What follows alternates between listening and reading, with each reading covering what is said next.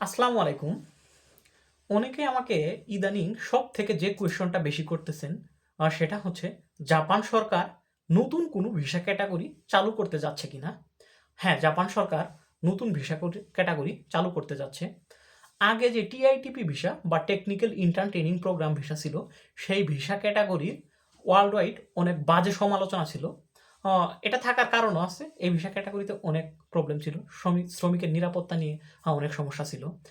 কাজ অনেক বেশি কঠিন ছিল বা এই ট্রেনিং প্রোগ্রামে বাইরে কোনো কাজ করার সুযোগ ছিল না।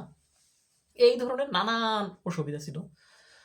এখন এই সমালোচনার কারণে জাপান সরকার ২০২৪ সালে একটা আইন পাস করে যে টিআইটিপি ভিসা তারা ক্লোজ করে দিবে এবং নতুন একটা ভিসা ক্যাটাগরি চালু করবে। এই নতুন ভিসা ক্যাটাগরিটা হচ্ছে ইকুসেই সোরোসেইদো। এই ইকুসেই সোরোসেইদোটা টিআইটিপি ভিসারই একটা রূপান্তরিত বা একটু ডেভেলপ রূপ। এটাতে টিআইটিপির সাথে মৌলিক অনেকগুলো পার্থক্য রয়েছে।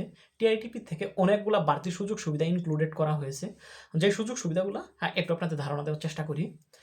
টিআইটিপি ভিসাতে যদি আগে আপনার ৩ বছরের ভিসা হইতো, একটা কোম্পানিতে আসছেন, আপনি ওই কাজটা কঠিন হইলেও চেঞ্জ করে অন্য কোম্পানিতে যাওয়ার কোনো সুযোগ ছিল না।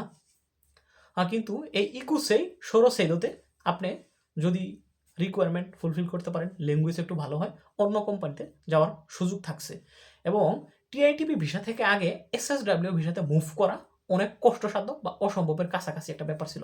অনেক কাঠখড় পোড়াতে হতো। কিন্তু এখন সহজে আপনি রিকোয়ারমেন্ট ফুলফিল করলে ইকুসেই সোরোসেইদো থেকে এসএসডাব্লিউতে মুভ করতে পারবেন।